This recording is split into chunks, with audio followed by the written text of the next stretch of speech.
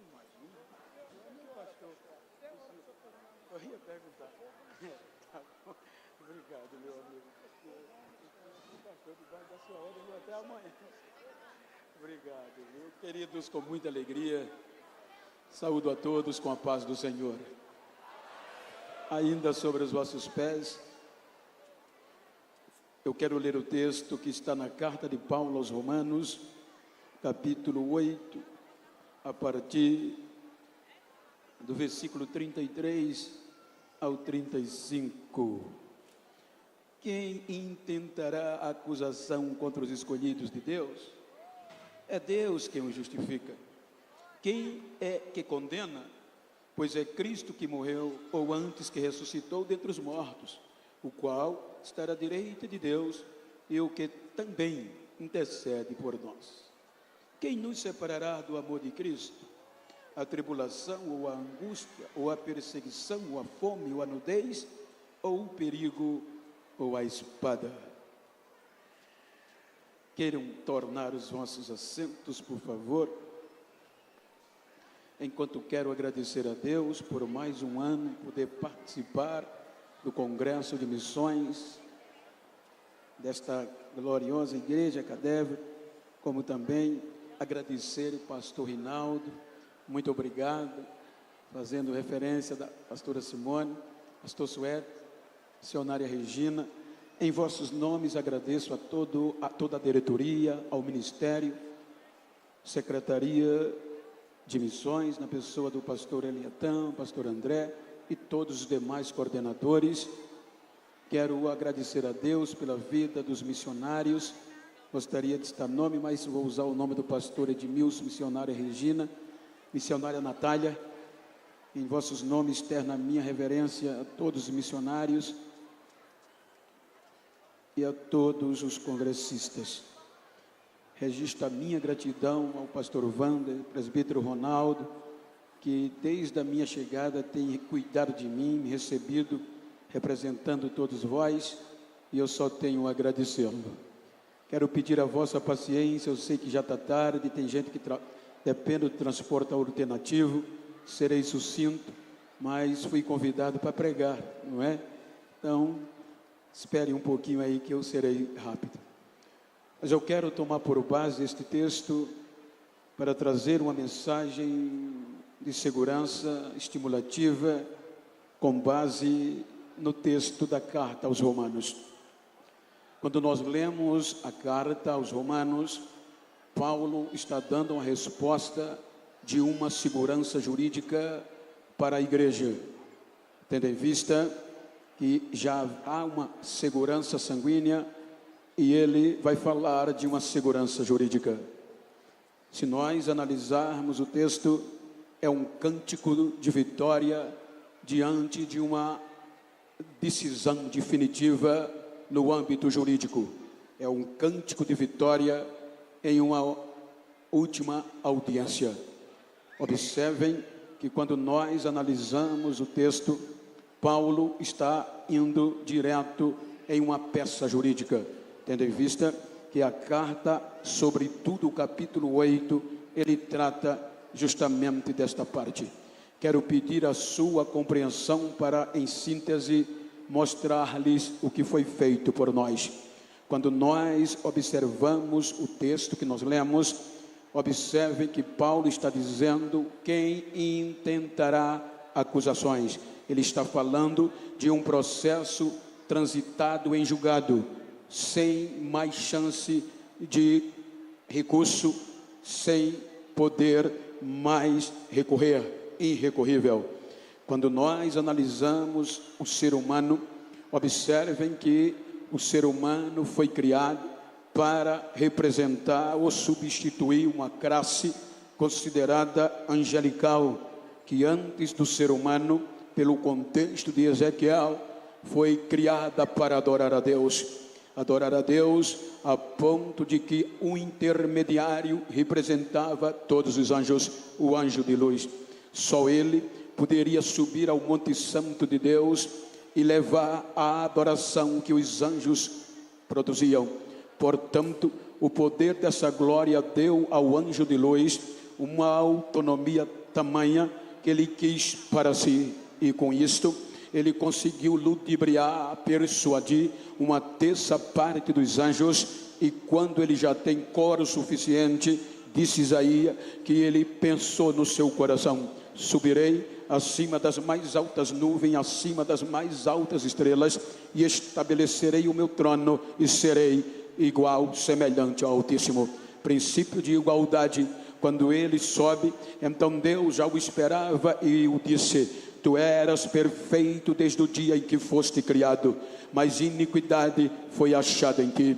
Te atirarei à terra humilhado, e todos o verão. Observem que o primeiro contexto jurídico vai surgir aqui. A Bíblia diz que Deus julga os anjos sem direito à defesa, sem direito ao contraditório, sem direito ao devido processo legal, a ponto que Judas capítulo 1 versículo 6, ele diz que os anjos que deixaram a sua natural habitação, Deus os condenou em trevas e em prisões para o juízo daquele grande dia. Então, a partir daqui, observem que já houve um julgamento. Então, a sentença, a terra sofre.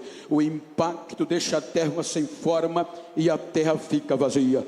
A terra fica sem adorador. Então, os 2/3 são recolhidos a Deus, e o tempo vem e as águas submergem a terra e o abismo e a escuridão. Passando tempos e tempos, resolveu Deus recomeçar. E o livro do Gênesis vem dizendo que no princípio criou Deus os céus e a terra era sem forma e vazia. Então o Espírito de Deus pairava sobre a face das águas, preservando para Deus não desistir ou recomeçar como adorador. Então agora Deus vai criar o ser humano, o ser especial. Observem que a Bíblia diz no capítulo 1 do Gênesis, versículo 26, que Deus cria o ser humano a sua própria imagem e a sua própria semelhança. O interessante é que quando nós lemos o capítulo 33 de Jó, versículo 4, o escritor relata que Eliú, no seu discurso, ele discerne, ele diz: o Espírito do Senhor me formou, vírgula, e o Todo-Poderoso me deu fôlego de vida. Então isso implica dizer que Deus formou o ser humano por meio do seu Espírito. Segundo alguns estudiosos dizem que Deus, quando o Espírito nos formou como um futuro adorador, viu tão perfeito que disse: vou morar dentro dele. E assim vem Deus, sopra na narina do ser humano e ele torna alma vivente. Aí o escritor aos Hebreus vai falar da divindade de Cristo, mas paralelamente ao ser humano. Capítulo 2, versículo 5 por diante, ele diz: em certo lugar alguém testificou: quem é o homem para que te lembre deles, ou o filho do homem para que o visite? Um pouco menor que os anjos o criaste e o coroaste de glória e entregaste a ele as obras das tuas mãos. Então capítulo 1 do Gênesis, o adorador está estabelecido. Capítulo 2 do Gênesis, então Deus diz a Bíblia, capítulo 8, capítulo 2 versículo 8, que Deus criou um jardim e colocou o homem para habitar. Ali surgiu a primeira igreja, o lugar de adorar a Deus. Agora a terra tem adorador para adorar. Aí vem na sequência a mulher. Agora a igreja já tem um casal para adorar a Deus. Já que o anjo de luz subia com a adoração, mas o homem foi feito um pouco menor que os anjos. Agora é Deus que desce do céu ao jardim. Agora o homem vai adorar a Deus. Agora tem relacionamento entre a terra e Deus. Capítulo 3 do Gênesis diz a Bíblia que a serpente, personificação do anjo caído, entra no jardim e vai dialogar com Eva e pergunta a ela: foi assim que Deus falou que de nenhuma árvore do jardim você pode comer? Ela disse: não. Deus disse que de toda árvore do jardim podemos nos alimentar ou podemos desfrutar, porém a árvore do meio, que é do conhecimento do bem e do mal, não podemos comer e nem tocar, porque no dia que comermos morreremos. Então a serpente vai propor a ela o mesmo erro que ele cometeu. Ora, não é assim. É que Deus sabe que no dia que vocês comerem comerem serão iguais a ele, conhecendo o bem e o mal. Princípio de igualdade. Observem que na carta dos Romanos, versículo 35, nós citamos 7 testemunhas conforme Paulo de um julgamento: a perseguição, a tribulação, a fome, a nudez, a angústia e a espada são testemunha diante de um processo contínuo. Elas estão ali como testemunhas de acusação, porque num processo jurídico as testemunhas não pertencem às partes, mas sim o juiz. Quando a serpente lança para a mulher, ele sai de cena, e as 7 testemunhas vão observar o comportamento do homem. Então vejam que a partir daqui entra no Éden o perigo que vai atrair a mulher. Depois do perigo vem a perseguição. A perseguição traz a tribulação, e a tribulação traz a angústia, e a angústia leva ela a Adão. Então ela diz a Adão que não morrerão se comer do fruto segundo a serpente. Então a angústia traz a fome, e a fome leva eles à árvore. Ela come, não morre. Então Adão come. Quando os dois comem, a nudez vem. A nudez torna eles envergonhados um do outro, e percebe que estavam nus. Então se esconde por trás das árvores um do outro. É quando Deus vem para ser adorado. Quando Deus entra no jardim, a igreja está vazia, a igreja não tem adorador. Aí Deus pergunta: Adão, aonde você está?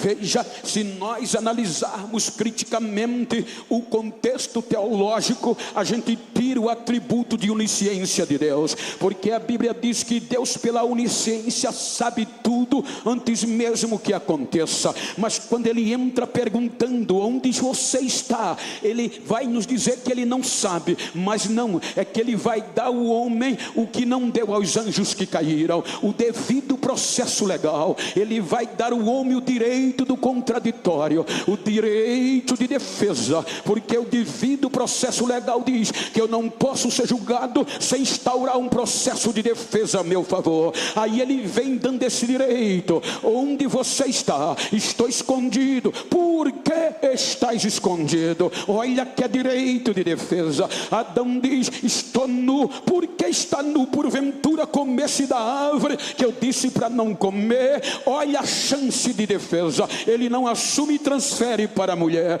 A mulher que tu me deste me enganou. Ele volta para a mulher e vai dar o direito do contraditório. Ela transfere para a serpente já está condenada. Aí a espada vem como o símbolo da morte. Então agora, pelo contexto jurídico, já havia jurisprudência. O mesmo juiz, na mesma jurisdição, já tinha julgado, feito um julgamento pelo mesmo crime. Princípio de igualdade. Então pela jurisprudência era para ele fazer a mesma coisa que fez com os anjos: pegar o ser humano e jogar no lago de fogo preparado para a morte, o diabo e seus anjos. Era para o juízo final já começar ali. A gente não tinha chance de sobreviver. Então ele, como supremo juiz, o homem não se defende. As 7 testemunhas acusaram desde o perigo à espada o casal de culpa. Então agora já era para desistir de nós, mas ele mesmo proveu um recurso chamado graça. A graça vem e o ser humano é poupado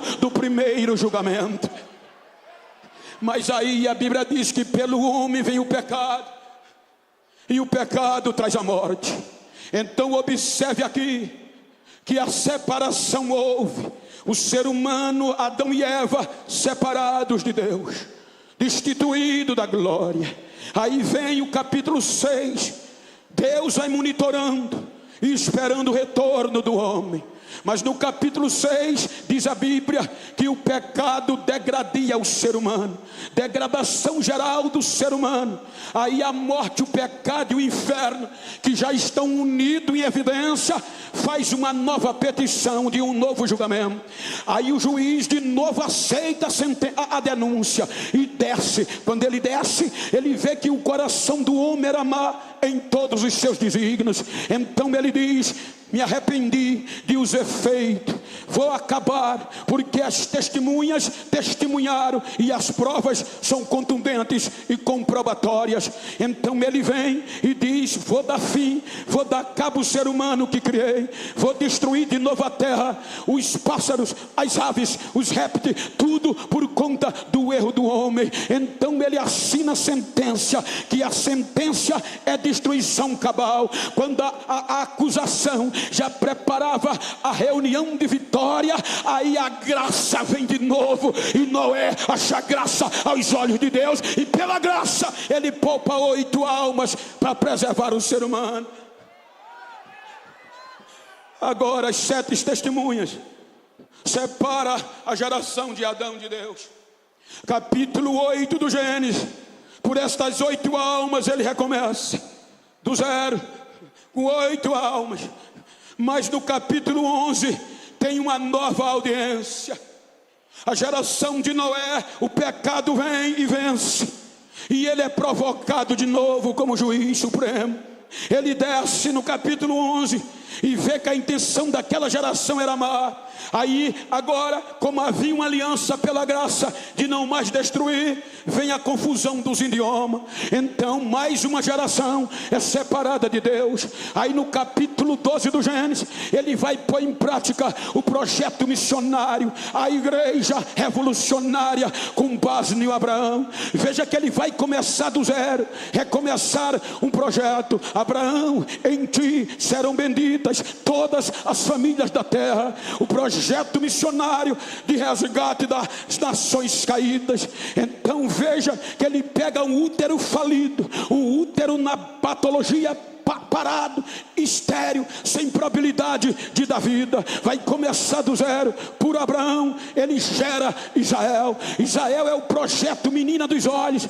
Deus vai dar lei, é o meu povo, eu sou o seu Deus, é o eleito de Deus para resgatar a raça humana. Ele dá lei a Israel para o pecado não vencer. Ele faz aliança com sangue de novilho para o pecado não vencer. Mas disse Paulo que a morte reina, Romanos 5,14, desde Adão até Moisés. A lei, o sangue de novilho não protegeu o projeto Israel do erro, do pecado. Então o pecado vem e também ludibria Israel. Vai terminar o Velho Testamento, e o que é que acontece? Termina Deus triste, proclamando o juízo. O juízo vem de forma tão terrível que não sobrará nem raiz, nem ramo. Mas observe que a coisa estava tão feia, porque todos os projetos, desde o começo, todo o projeto missionário, o pecado, a morte, afastou pelas 7 testemunhas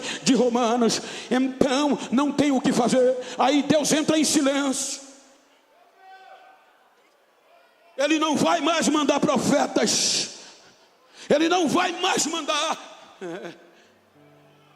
Aí a morte e o inferno e o pecado faz uma petição oficial. Vencemos e queremos julgamento definitivo. Nós reinamos até aqui, afastamos de ti todos os adoradores, todos os projetos, e aqui está a culpa. Ele aceita a denúncia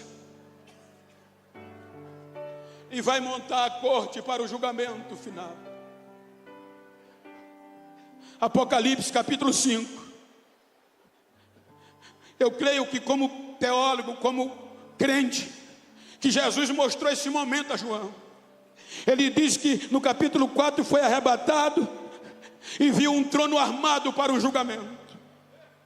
E no capítulo 5 ele diz que quando foi arrebatado, ele viu um trono. E no capítulo 5, versículo 1, o que estava no trono? O juiz supremo, última instância. Tinha na sua mão um livro escrito por dentro e por fora, selado com 7 selos. Na minha razoabilidade, estão as 7 testemunhas que conseguiram afastar de Deus todos os projetos missionários.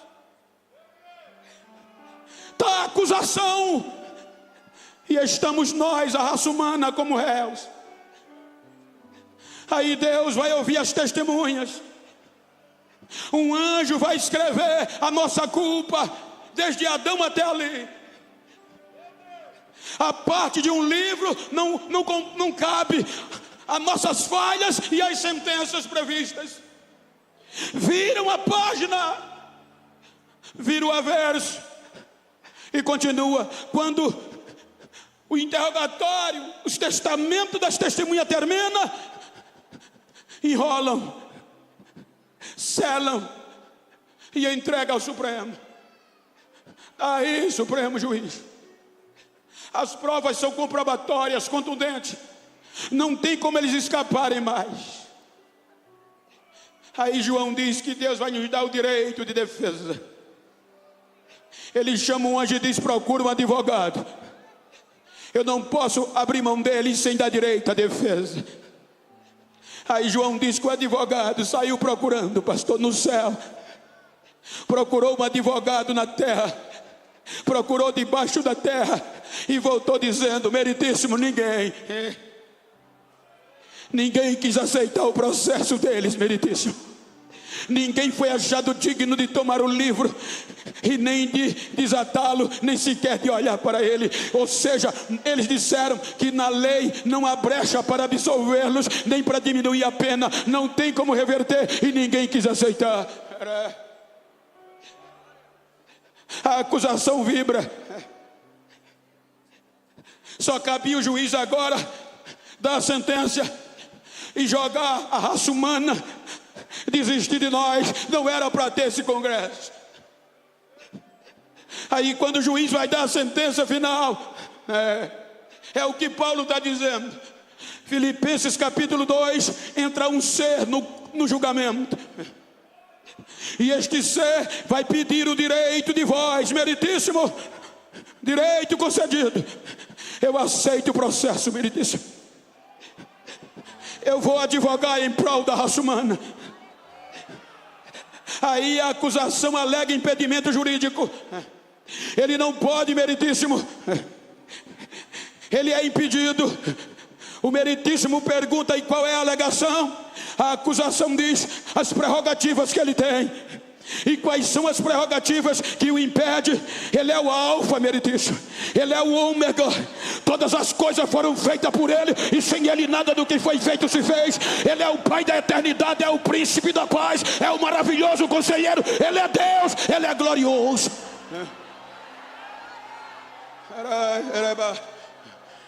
O meritíssimo diz: tem razão.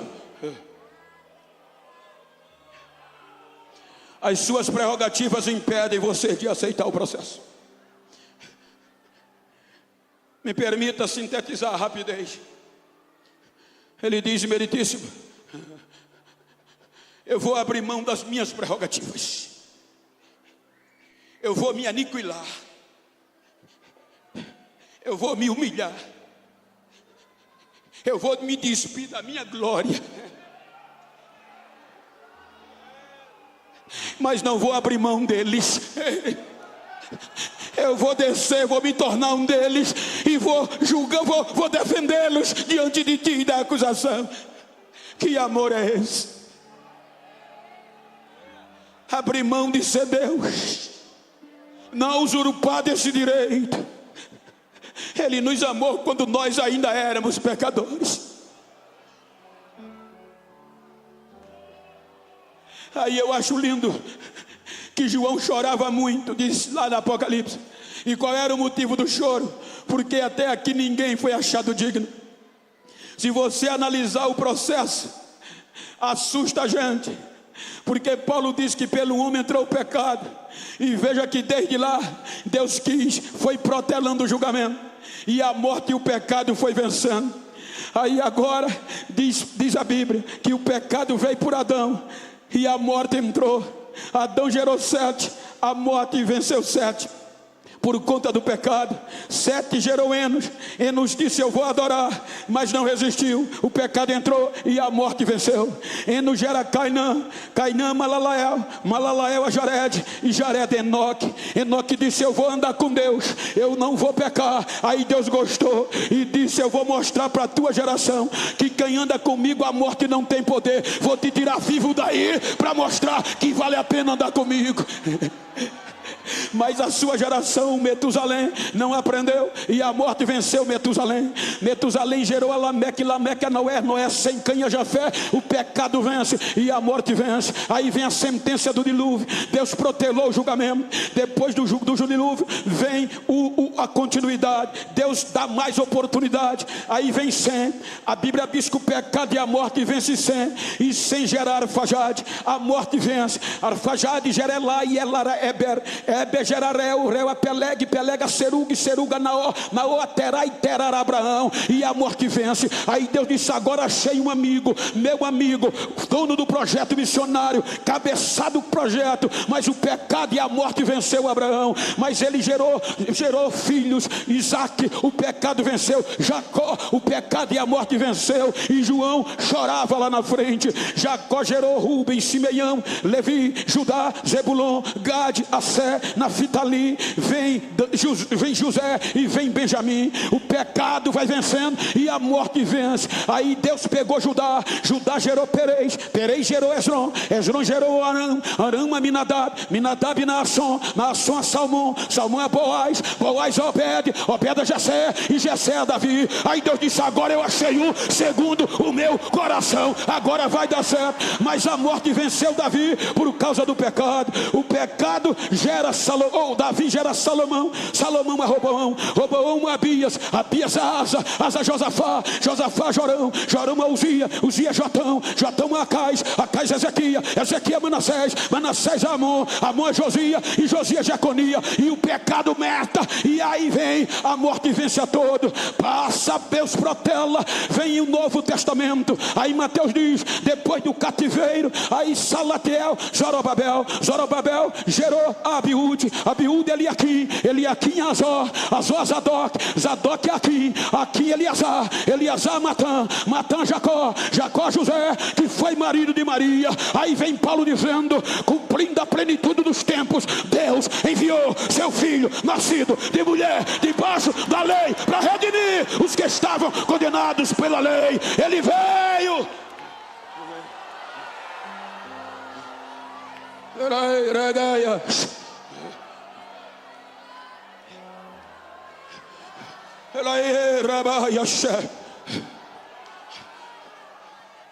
Aí Romanos 8:32. Ele não poupou nem o seu próprio filho por amor a nós.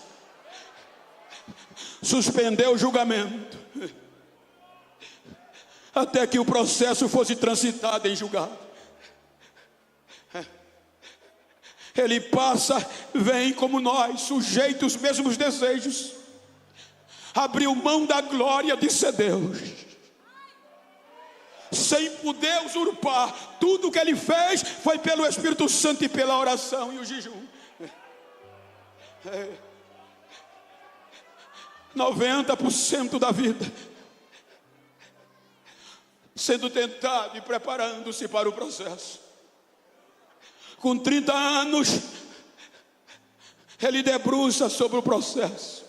33 anos o julgamento suspenso. Quando ele debruça sobre o projeto, o processo nosso, que não tinha brecha na lei para nos absolver, nem para atenuar a pena. A primeira testemunha que chega é a fome, que conseguiu já afastar muitos. Veja que o primeiro obstáculo que Satanás apresenta é a fome. Ele diz: nem só de pão viverá o homem, Satanás. Quando a fome perde, não vê erro, vem a perseguição. Os próprios irmãos vão persegui-lo, mas eles não se rendem. Depois vem a angústia, e a angústia pega ele de dentro para fora, que o suor se tornou sangue. Perdão a rapidez que eu estou citando. e ele pede ajuda. A minha alma está angustiada até a morte. Quando a angústia pensou que ia levá-la a desistir do processo, ele grita: Pai, mas não faça o que eu quero, a tua vontade prevaleça. Mas aí vem a nudez. Prendem ele, expõe ele ao opróbrio, à vergonha, e lhe tira toda a roupa. Aí Paulo diz que era o ápice da vergonha, e ele suportou por amor a nós. Agora nu vem a tribulação, o chicote de cascando grão. A tribulação, na minha conjectura, dizia: você não vai suportar, vou rasgar você. E como advogado, muitos aqui entendem, se eu me debruço num processo e eu não posso defender um cliente, eu não vejo brecha para absolver nem diminuir a pena prevista naquele crime, eu devolvo o processo. Isaías, a tribulação diz: ou você desiste ou vai devolver, ou eu acabo com você do chicote. Aí Isaías diz que em vez de devolver o processo ao juiz, ele toma o processo sobre si, e agora o castigo que ia nos absolver está sobre ele, e ela pelo caminhar do processo que a gente ia ser sarado. Quando ele toma sobre nós o processo, a espada vem.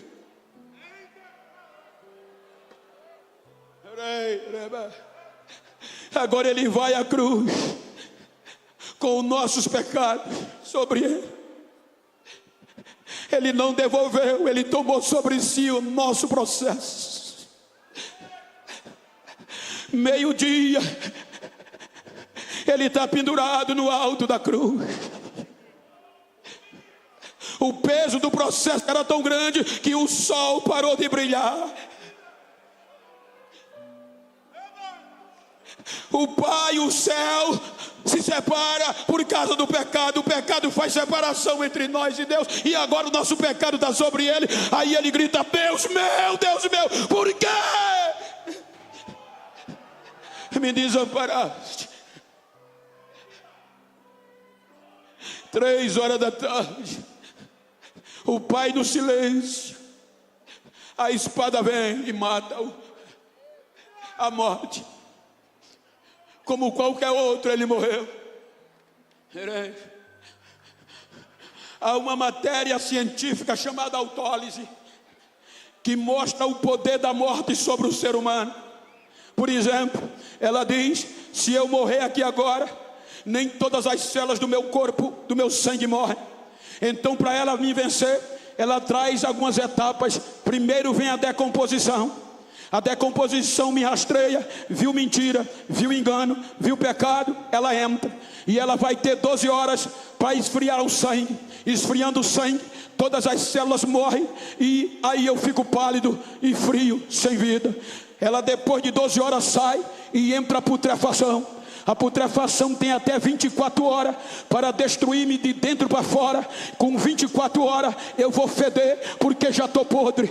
Com 25 horas já tem que enterrar. Aí vem a colonização, que são os insetos que habitam no meu corpo, vão se alimentar dele, vão destruir, e a morte vence, e eu volto ao pó como eu era. Então agora Jesus está no alto da cruz, e agora a morte vai cantar de galo. 5 horas da tarde ele já está entrando no sepulcro. 6 horas da tarde ele está enterrado, está lá no túmulo dele. Então a morte diz: vou esperar.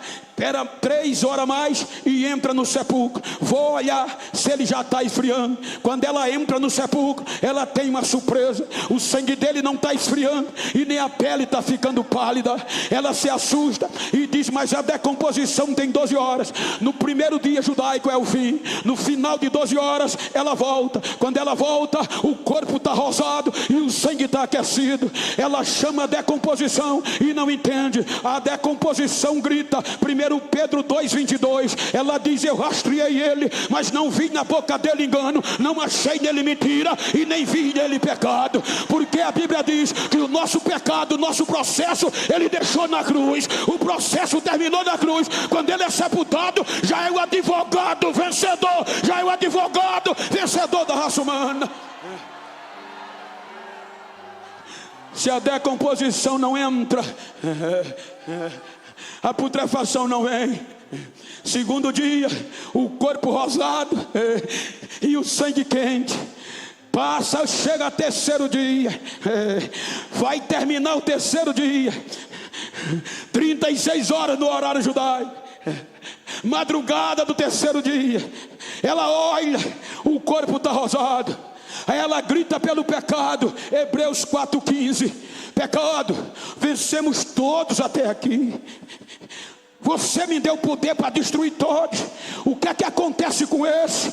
O pecado diz: assim como eu fiz desde o primeiro, eu fiz com ele também. Em tudo eu o tentei, mas em nada ele pecou. Ele é santo, ele é puro, é vencedor. Levantaram bandeira branca. Quando o pecado e a morte se rendem, é amanhã do terceiro dia. Aí vem Maria Madalena e outras mulheres, já com um bálsamo para jogar no corpo e embalsamar o seu corpo, por causa da carniça, da podridão, não passar tão rápido. Então, quando elas se abaixam, soltar os lençóis, um anjo nos pés e outro na cabeceira, aonde o corpo jazia. Aí o desespero bate. Aí os anjos dizem: mulher, por que choram? Porque roubaram o corpo do nosso mestre e não sabemos onde levaram e nem quem foi. Os anjos dizem: roubaram não, vocês estão procurando no lugar errado. Vocês estão procurando entre os mortos aquele que já voltou a viver. Ele não está mais aqui, ele já voltou, já ressuscitou. Balança esse pentecostal que está no teu lado aí, sacode ele, diga: acorda, crente. Independente da circunstância, eu quero ouvir o teu glória. Se anima, porque ele continua vivo. Ele está vivo, ele está vivo, ele está vivo, ele está vivo, ele continua vivo.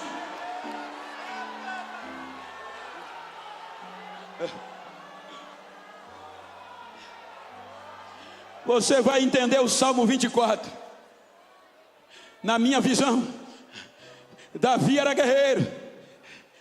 E Davi sabia, profeticamente e literalmente, na antiguidade, quando um rei vencia o outro, ele descia à casa do perdedor, tomava a coroa, tomava os despojos, arrasava, e um mensageiro já ia para a cidade do vencedor, gritando: levante os portões, alargue os portões da cidade, porque por mais alto e largo que fosse, não caberia a glória de um rei vencedor. E ele sabia que ele vivia isso. Aí vem o hino do Salmo 24. Aí a Bíblia diz que quando o pecado e a morte se rendem, aí Jesus desce à mais baixa profundeza da terra, toma o poder da morte e do pecado, toma os despojos que eram as almas, e diz: agora quem estiver em mim não vem mais para essa miséria. A miséria é por minha conta. O caminho agora é para cima. O caminho agora é para cima. O caminho agora é para cima, não é mais para baixo. Terceiro dia, volta à vida. Quando ele volta a viver, restaura a igreja. E o juiz supremo recomeça o julgamento. As 7 testemunhas chegam agora.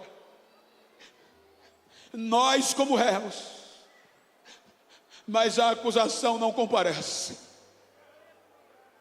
porque já não tem mais alegação,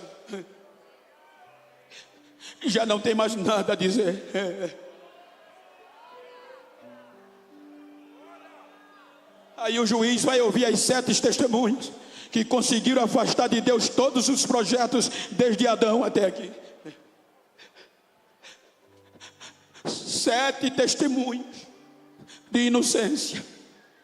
Aquelas 7 testemunhas condenaram todos, mas agora 7 testemunhos de inocência. Aí João diz que quando um anjo no céu, eu creio que o escrivão, pensamento meu, registrou 7 testemunhos de inocência, perdeu o decoro jurídico e começou a gritar dentro do céu, com voz estrondando, e correu para João, que ainda chorava, gritando: João, precisa chorar mais não, João, levanta a cabeça, João.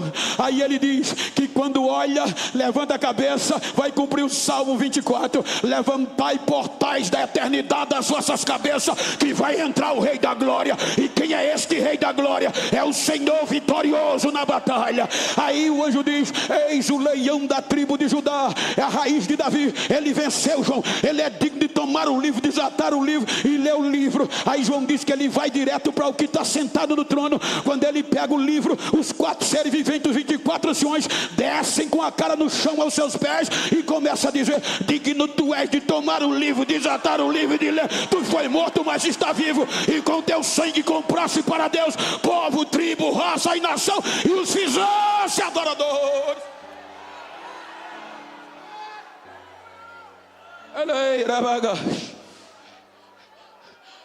Surgiu um hino novo. A história diz que o anjo de luz levava era isso. Os anjos adoravam a Deus por meio do anjo de luz que ele guardava no coração. Subia ao Monte Santo, só ele, e do coração aberto Deus ouvia dos anjos: tu és digno de honra, de glória, de louvor, de majestade. Mas caí, e desde lá Adão foi construído nós para isso, mas o pecado tirou. Aí João diz que agora surgiu um cântico novo, que nunca tinha sido cantado antes. Aí os anjos começam a cantar. Aí Deus diz: não, para, agora não só vocês têm direito, não só é aqui dentro do céu que vão adorar. Agora quem está na terra, quem está debaixo da terra, quem está no mar, quem está no ar, quem está no céu, vai cantar junto e vai me adorar. Aí João diz que surgiu do céu, viu da terra, ouviu do mar, debaixo da terra, e ouviu do ar vozes que vinham gritando e dizendo: digno é o que está sentado no trono e o cordeiro que foi morto e reviveu. Ele é digno de honra, de glória, de majestade, de riqueza, de sabedoria, porque a ele pertence a glória. Ele é santo, ele é santo, ele é santo, ele é santo, ele é santo. Ele venceu, ele é santo. Quem diz que ele é santo? Quem diz que ele é santo? Quem diz ele é vencedor?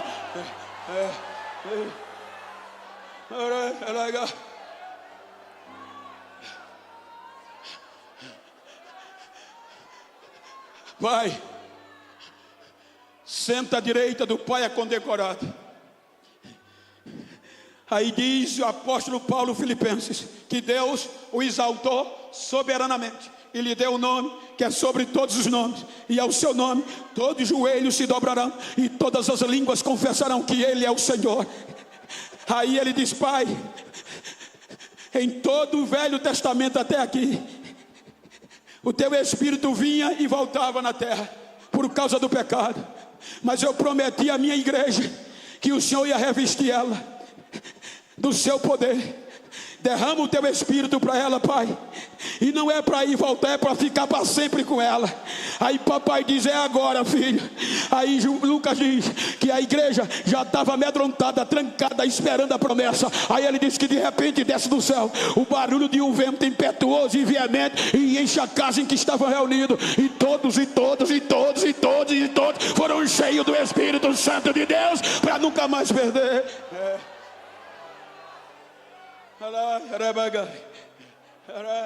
Aí Paulo vai escrever a peça e o cântico dessa audiência. Veja que ele começa o capítulo 8 desafiando, dizendo: portanto agora nenhuma condenação há mais para quem está em Cristo Jesus, que não anda segundo a carne, mas segundo o Espírito, porque a lei do Espírito de vida em Cristo Jesus me livrou da lei do pecado e da morte. Quem está livre aqui? Quem está livre? Quem foi absolvido? Então deixa eu ouvir o barulho de glória de quem está livre para adorar de quem foi absolvido. Aí olha o que é que ele diz: quem intentará? Se Deus é por nós, quem será contra nós? quem intentará acusação contra os escolhidos de Deus? É Deus que os justifica. Foi Deus que deu a decisão final. Inocentes. Pegou o nosso processo, arquivou.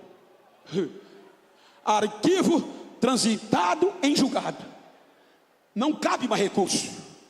Irrecorrível. É por isso que o senhor não pode ter medo. O diabo não tem mais recurso com quem está em Cristo. Já foi definido, decisão definitiva. Ele fica só de longe gritando, mas não vem não. O senhor falando hoje, o pastor ficou de me pegar no hotel 8 horas. Que o meu voo era 9h40, eu ia chegar 10:09 no aeroporto. Esperei até 8h30 e ele dormiu. E eu pesquisei outros voos, não tinha. Chamei o Uber as carreiras. Cheguei 9 horas, o embarque terminava 9h20. Passei correndo no raio-x, saí correndo. Cheguei no portão com a língua de fora. Eu digo a Satanás, você pensava, tem mais recurso não para você, filho. Você vai ficar rugindo só de longe. O processo já foi arquivado, já foi transitado em julgado. Aí ele canta esse cântico de vitória. Quem, veja, intentará acusação contra os escolhidos de Deus? Quem é doido? Só quem é doido. Então olha para esse missionário que está do teu lado e diga, meu irmão, mais forte, meu irmão, me perdoa se alguma vez eu te ofendi, eu te caluniei, eu te acusei. É porque eu não sabia que tu era tão importante assim. Diga para ele, eu sou. Foi o meu Deus que disse que eu sou inocente em Cristo.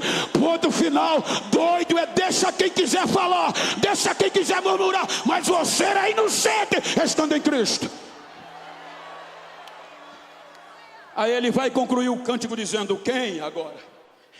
Quem vai separar a gente de Cristo? A tribulação, a perseguição, veja que é questionamento.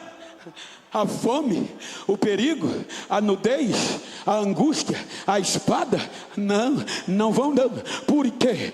Por amor a ti, como está escrito, somos entregues à morte todos os dias, somos reputados como ovelha indo para o matador, mas nestas coisas somos mais que vencedores. Por quê, Paulo? Porque para mim, nem a morte, nem a vida, nem os anjos, nem os principados, nem as potestades, nem o presente, nem o futuro, nem a altura, nem a profundeza, nenhuma outra criatura nos separará do amor de Deus que está em Cristo Jesus, nosso Senhor. A igreja é inseparável.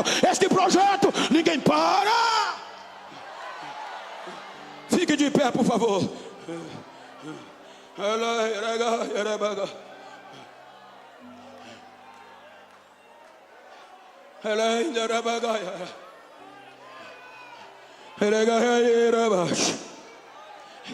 Se você puder, se você quiser, conclua comigo.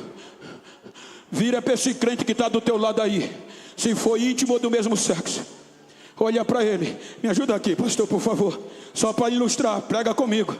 Olhando no olho dele, diga, ô missionário, não quero nem saber como você concluir esse congresso.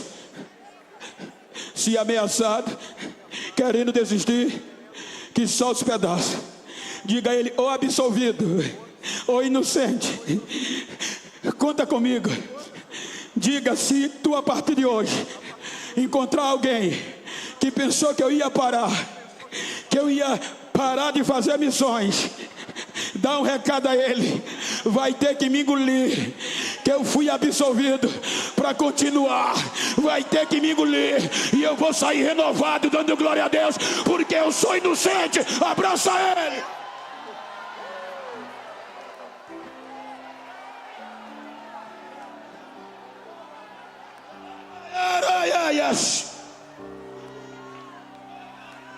Malay churi country fight like country malay. We kalay country churi country malay. Cadê o pastor?